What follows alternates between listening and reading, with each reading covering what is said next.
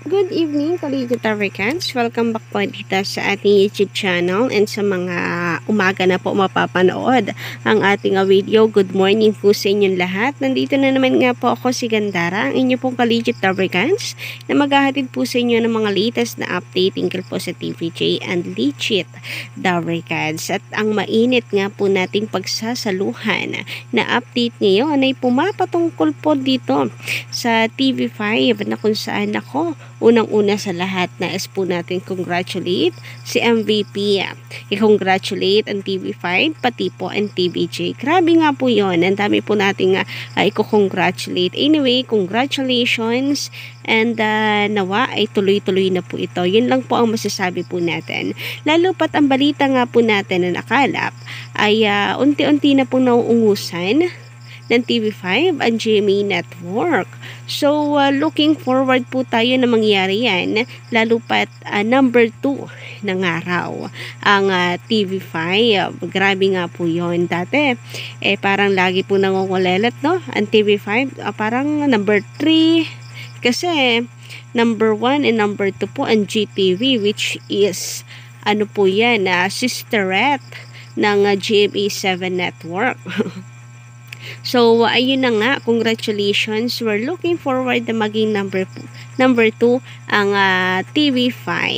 Pero bago po natin pag-usapan or ipagpatuloy po ang atin pong kwentuhan, mga ka-OG, nais ko po muna na magpasalamat sa inyo sa walang sawa po ninyong pagtutok parate sa atin. O ayan, nandito na naman nga po kayo. Nakatambay na naman kayo sa ating YouTube channel. Kaya naman, thank you so much.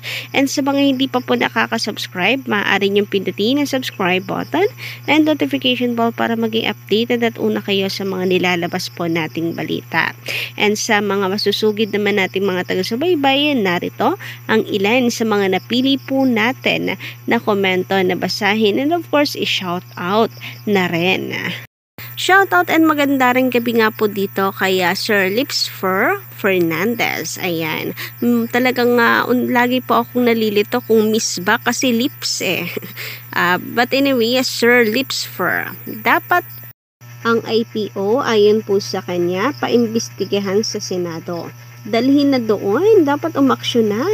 May dapat managot dyan sa IPO na yan, yung mga na-expired na na-renewed. Yung kay Joey, February pa. Kayong mga vlogger, dapat tumulong kayong bombahin ang IPO. Wala kayong ingay sa IPO, dapat mag-ingay kayo, mga vlogger. So, ayan, masyado naman po kayong gigil na gigil sa IPO. Pero marami nga po nagtataka, no? Kagaya nitong kay Echo, na ano po agad siya, parang naaprubahan po agad. Kasi naipost po niya na siya po ang may copyright ngayon ng EB Happy. And we don't know ano po ang mga dahilan, bakit parang patuloy pa rin pong ginagamit, no? Nang Itbulaga yung EB Happy, iintayin pa ba nila na umaksyon si Echo? Pero kung sa bagay, ito po ay ano pa din na malaking usapin pa din talaga kapag ka nagkataon. Samantala, sabi naman ni Joey Boy Steven, shout out, wag na ninyong patulan si Ogie. Parang si Rendon yan. Pampadami lang na subscriber yan. At comments, basahin na lang ang post. Wag na mag-comment kasi makakadagdag pa kayo sa sasahurin nila. Anyway, sa engagement po marahil, no? Anyway, sabi pa niya dito, mawawala lang ang TV5 pag brown out. Ako, totoo po yan. Ngayon nga po na namamayagpag po ang TV5 tapos bigla po nila tatanggalin sa ere. Hindi po tumalab ang kanila pong paninira sa TVJ, kaya TV5 na lang. Kasi ang TV5 ngayon, unti-unti pong lumalakas and nababalita na rin po yan. Kaya siguro ngayon naman ay ito ang pinupunteriya. So, sorry na lang dahil mawawala lang po ang TV5 kapag brown out. So, bawi na lang po next time sa mga bashers dyan na nagkakalat po na machuchugi na raw po ang TV5. Anyway, shoutout din po kay Fallen Angel. Sabi niya dito, para sa akin, Di na dapat pansinin ang issue na yan. Matagal na din nagsasawa ng tao. Kita mo si Tito Sen, baliwala sa kanya. The more na i-bash, lalo lang sumisikat at nagkakaroon ng madaming sponsor. Mamatay yung mga bashers na inggitero at inggitera. Anyway, about nga po dyan, panay po ang bato nila sa TVG, sa EAP. Pero kita niyo naman, sumagot po ba ang TVJ sa mga bashers na yan? Pati po si Tito Sen nananahimik kahit personal na po siyang tinitira ng mga bashers po neto. Pero ang balik, grabe nga po yun. Nag-uumapaw po na blessings. Ang parami ang kanilang commercials nung Sabado nga or kahapon ay naka 5 gap po sila. Grabe nga yun. Napakarami. And then sa TV ratings, nananatili na number 1 po sila. So, sure ball na po tayo dyan. Wala na makakaagaw ng titulo ng TVJ. Ngayon pong buwan ng Setyembre. Hari po ng tanghalian. Wala na pong dapat patunayan. Shoutout din po pala dito kay Sir Roy Mogol. Hindi nga po marunong makipag-coordinate agad muna sa barangay ang Gedli ni Isko. Basta sugod lang ng sugod. Pinapairal kasi nila yung sinasabi nila na random.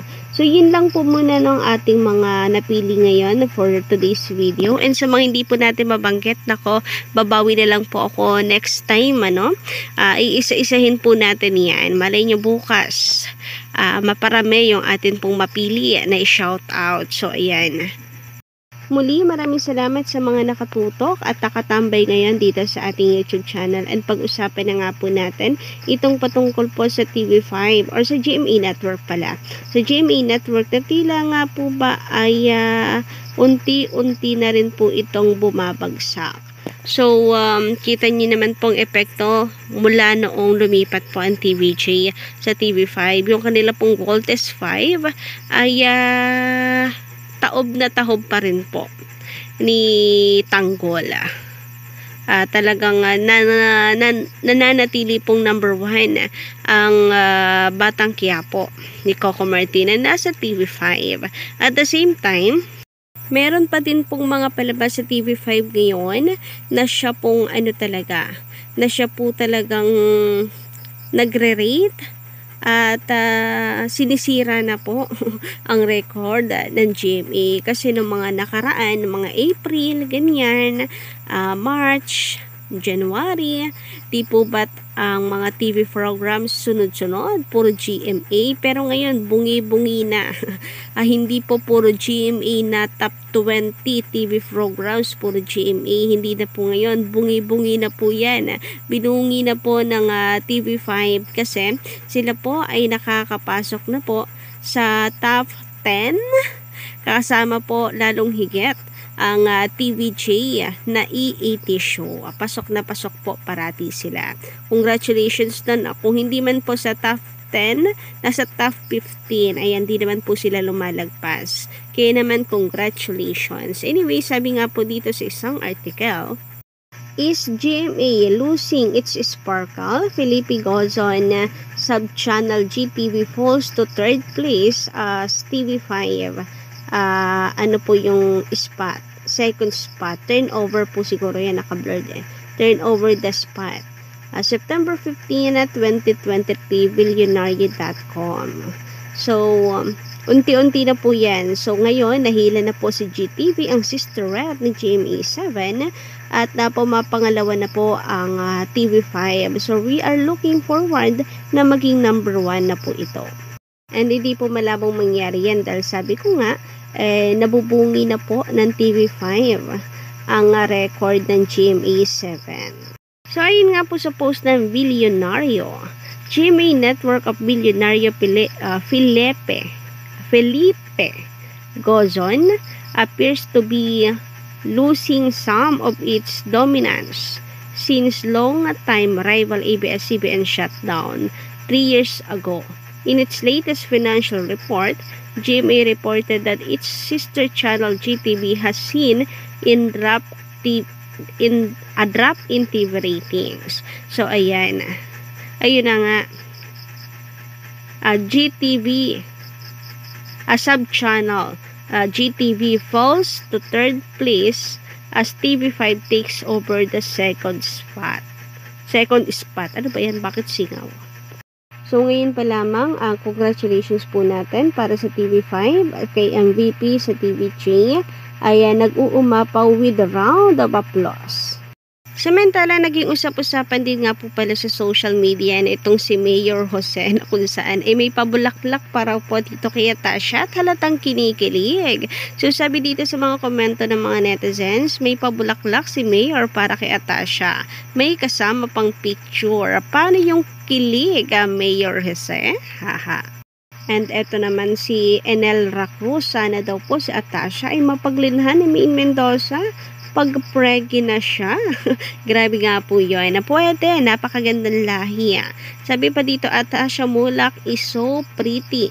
Ang ganda niya. Taob yung kambal na maarte sa kabila.